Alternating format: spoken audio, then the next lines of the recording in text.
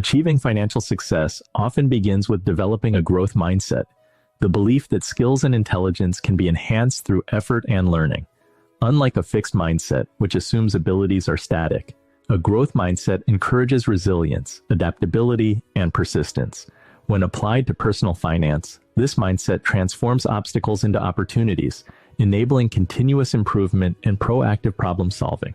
Key strategies include embracing challenges, seeking feedback, and setting realistic goals that break larger objectives into manageable steps. Surrounding oneself with supportive mentors and peers can further reinforce a growth-oriented approach, providing motivation and diverse insights. By fostering this mindset, individuals can improve their financial literacy, make informed decisions, and adapt effectively to new challenges. This foundation offers a pathway to mastering personal finance and achieving long-term success through resilience, consistent learning, and strategic planning.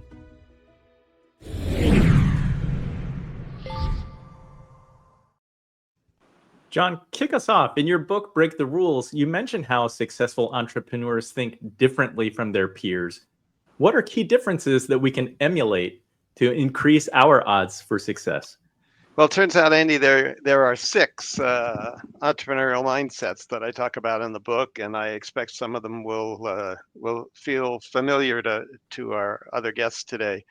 The 6 of them are saying, yes, we can. So when somebody asks you for something that's outside what you've done before, you don't have to say, oh, no, we don't stick to what we already know. We'll figure out a way to do something new. And that's very different than big companies who are told to stick to their knitting and say no to stuff like that. So that's one. Another one is focusing on problems instead of products. So I call it problem first, not product first logic. A good entrepreneur solves problems, and that's what he or she does for his customers. And boy, that's really going to be clear as we go through our conversation today. The third one is thinking narrowly about target markets, not broadly. So when Nike started, their target market was elite distance runners, people who could run a 4-minute mile. That's a pretty small target market, right? And of course, we know what Nike is today. The fifth one is asking for the cash up front, so you get your customer to pay you before you deliver what it is you're selling to your customer. That's how Michael Dell got started selling Dell computers. He had to buy the computer before he built the computer. It's a nice way to go.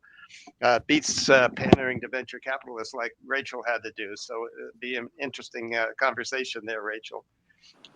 And then the sixth one is beg, borrow, but don't steal. So, often entrepreneurs can get the assets they need by borrowing them from somebody else or renting them or whatever. You don't necessarily have to invest everything up front, which is what big companies usually think you have to do. And then, of course, there's never ask permission. Entrepreneurs don't ask permission. They just get on with things. And if they have to have forgiveness a little later, they do that. So lots more we could say about those things, but I don't want to monopolize the conversation here, Andy.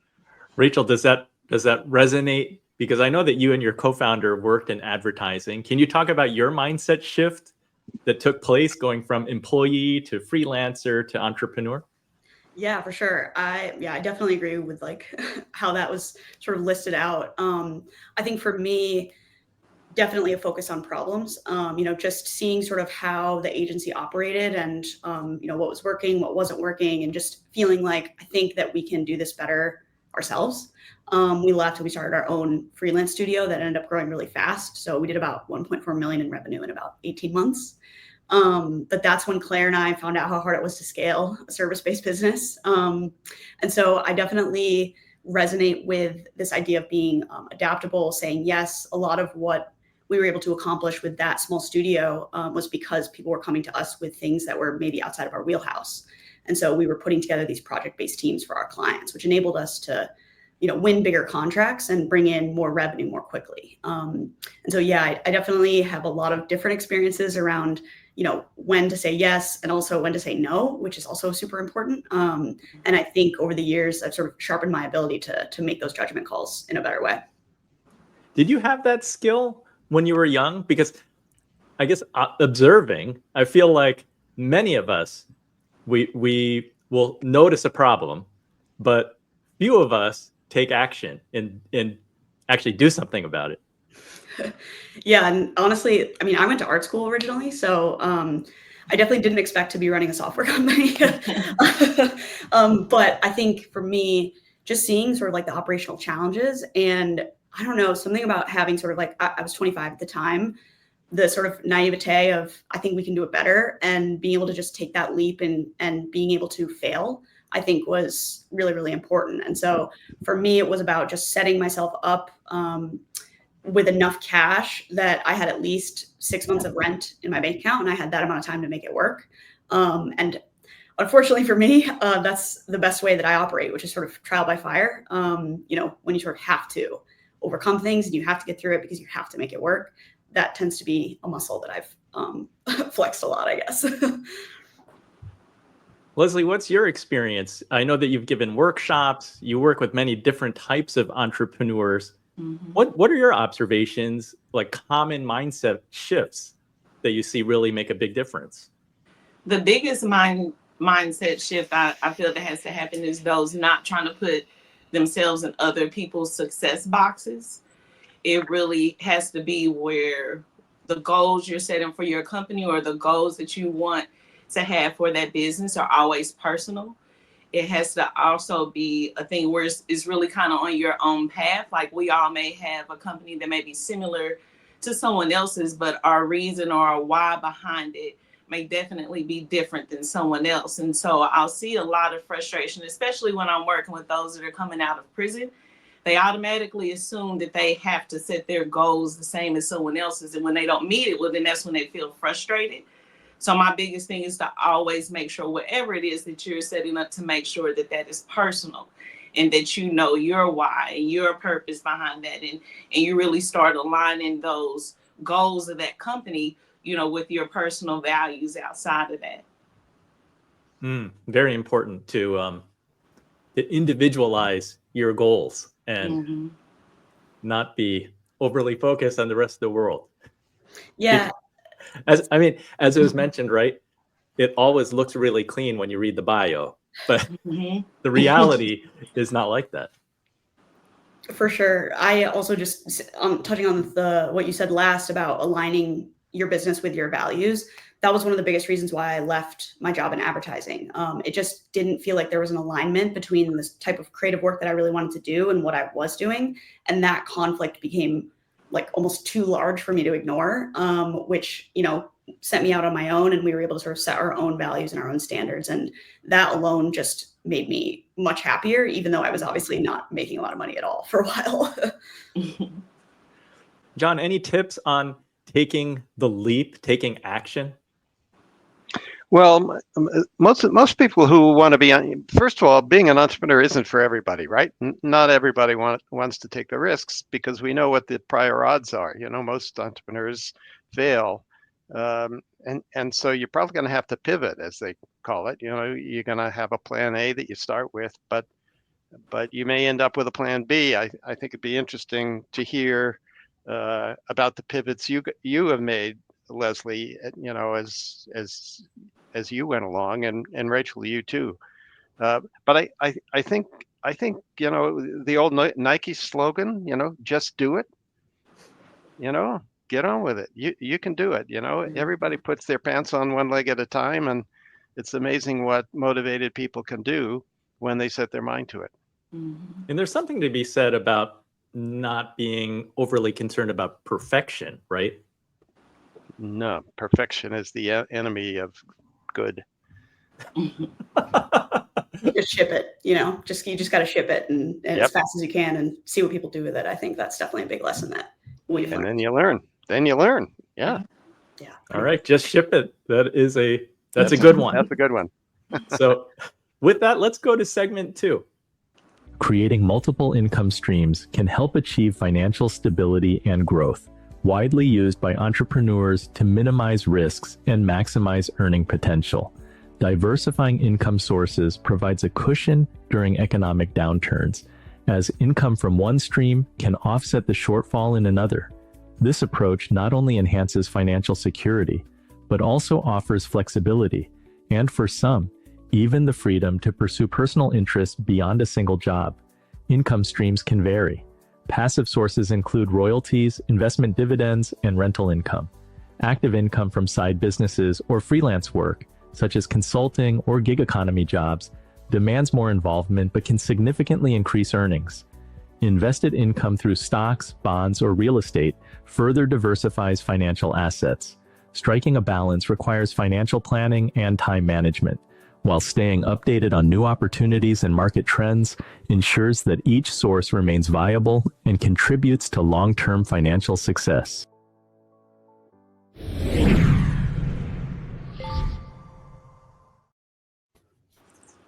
Leslie, can you share a story of someone who you've seen successfully transition from one main source of income to multiple streams through your programs?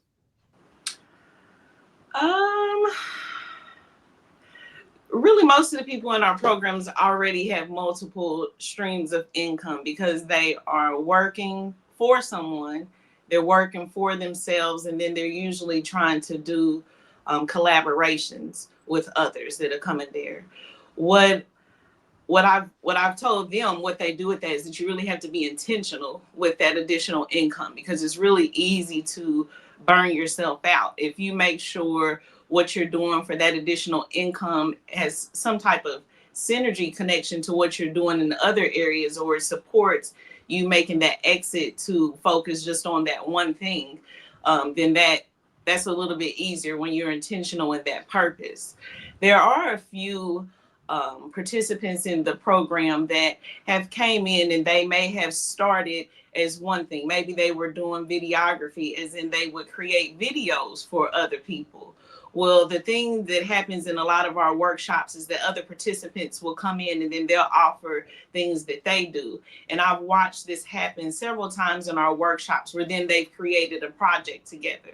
So most times the biggest part of this is having conversations. The biggest part that will help with this is being open to someone offering a service or a feature that you don't have. But I say anytime you do additional income outside of one, it has to be very intentional and it has to match up so that you don't feel like you're wasting your time. I want to turn it to you. How do you manage your time? Because you have multiple streams of income. Yeah, I told you it's magic. I just use magic. There's like all this magic that I just sprinkle on it. No, I communicate. Okay, so like I have to communicate with others that I am very driven, that I am very passionate, and that I focus on my purpose. So that way no one is giving me pressure on why I'm doing so much. I set it up where I balance and I decide what's important to me. I'm not using anyone else's measurement for success. So I might like working 12 hours, on projects. I might like working 3 jobs.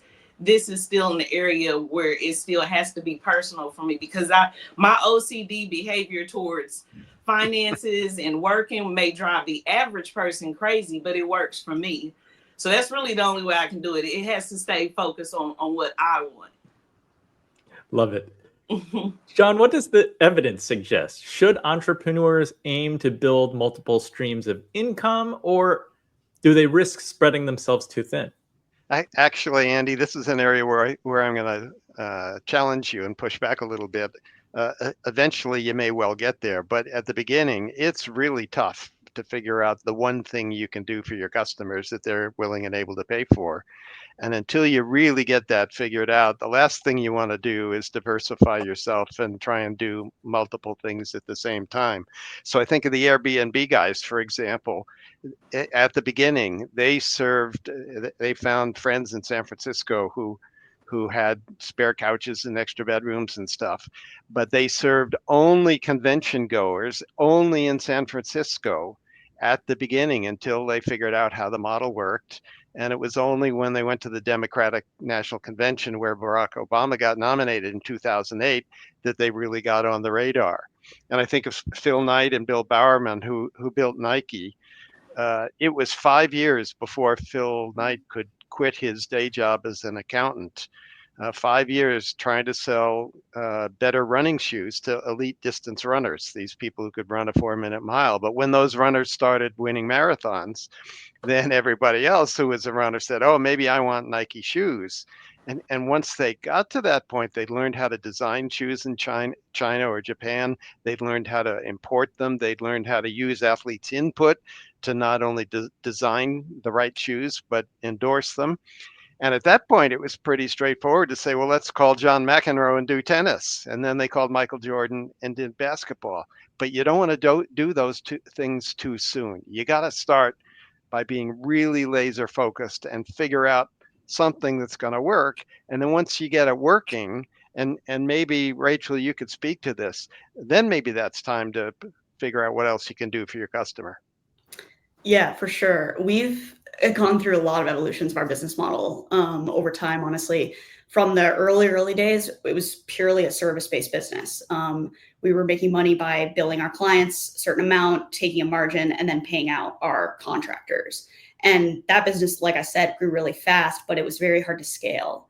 And through that, we really found that when the pandemic hit in 2020, a lot of people got laid off. And in my field, when you get laid off in advertising, you're freelance now. And you post on LinkedIn, oh, I guess I'm freelance now. And a lot of your clients end up coming from your network. But when you're not inside of an agency, you really don't know how to put a scope of work together, how to price yourself, how to do any of those things. And so that's where we started to show people the internal tools that we had built for ourselves. And that's when a light bulb moment sort of went off for them. So we actually wound down the services side of the business and we wound up the product at the end of 2020. And the product has sort of transformed over the last few years from pure financial services to financial services plus payments plus subscription to now licensing as well. And so thinking about not just what is the right monetization model, but also how can we get the best distribution possible with spending the least amount of money is generally what led us to the next most recent evolution, which is to partner and license through larger players that already serve end customers like ours. Yeah, talk a little bit more about the licensing. Does that just give you better distribution? Yeah, so essentially a lot of these financial institutions have hundreds of thousands, if not millions, of end customers that are independents, freelancers, or small studios. Leslie, actually what you were talking about earlier, people sort of teaming up with each other for different projects. That's exactly what people on our platform do. We call it a virtual studio. And it's basically where you kind of scale yourself up and down based on the projects that are sort of coming across your desk. And so from our perspective, with a lot of these companies that have these end customers, they're only really capturing sort of a small percentage of their volume. But if they were to able to offer more software, more like further up the stack than just payments and banking, which is sort of at the end of the workflow pain points, then they can increase their engagement and their stickiness and ultimately help their customers make more money. And when their customers make more money, we all make more money, which is obviously like a win-win-win all around. And we give those licenses become more accessible. The software becomes more accessible to people because our partners actually pay for the licenses on behalf of the end users. So, we know there aren't necessarily a ton of people out there who can or want to pay $144 a year to use the software, but they're still processing a good amount of volume. And so again, that just gives us another way to serve our customers, still get paid, but be able to reach the people that we know can really use the software and help them grow. And eventually we'll be there for them as they sort of transition and grow their business and scale up into teams. Makes sense. Anybody else have anything to add on this segment? I'll just say quick, I talked to a lot of people because I work with a ton of freelancers. I talked to a lot of people who have multiple income revenue streams. I definitely agree it could be a bit of a double-edged sword depending on the stage that you're at in your business. If they're not tangentially related, it can definitely become a distraction. I think for me, if I had tried to build partnerships, for instance, outside of a direct impact on the customer, like payments, which made a ton of sense for us, and if I tried to do that more with maybe marketplaces or maybe other SaaS companies where it didn't exactly align, I think that would have become more of a distraction than being a successful sort of revenue stream that scales. So, when we first started to explore these different distribution partners, we really had to be focused about what we were looking for, what we wanted, and how our incentives were going to align. And so I think from a small independent business standpoint, I think it is good to diversify your revenue streams. But, to everybody's point, if you're doing too much with very little, you can spread yourself too thin. And before you know it, you're just sort of treading water, hoping and praying that you're going to stay above it. So alignment is important. For sure. Incentive alignment and how you make money and the product that you have and the value that it provides. There has to be a sort of an intersection around that. John, any additional thoughts? Well, I think focus is really important in everything an entrepreneur does. You got to be clear about your values. You got to be clear about what it is you're trying to do for your customer. And you got to be clear about who your customer is. It sounds so simple. Yeah. Nobody said it's easy. No. With that, let's go to segment 3.